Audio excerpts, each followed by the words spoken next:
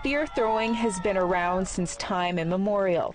It's one of many things Indigenous people across the world had in common. But handling a spear these days is a long-forgotten science. Some of the participants at this year's Wind Games are in it for the first time. I haven't actually done it before. Actually, I come here for basketball. I wouldn't say spearing is something that we practice. I just started today. Hannah Yao won first place in women's spear throwing, but admits it's not something her community, Little Shuswap, practices. It was a nice surprise. It feels pretty good. I was actually just here for the soccer and then lucked out doing this too. Corey Arkhand is new to the sport as well.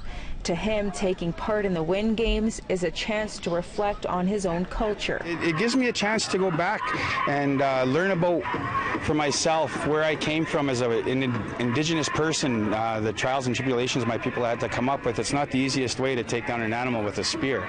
And learn the ways of his ancestors. These lines, they represent the 4 directions.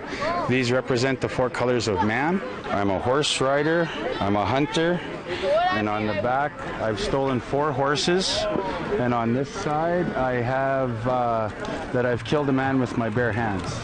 Arkhand says old skills like spear throwing could help revive Indigenous culture. I think stuff like this is going to make young people, young First Nations people who've lost their way, realize that there's a reason that we should be proud of who we are.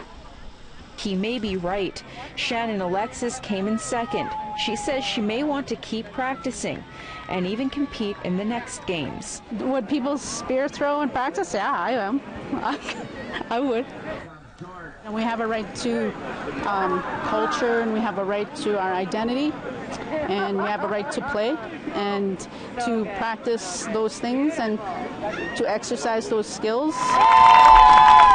Tamara Pimentel, APTN National News, Enoch, Cree Nation.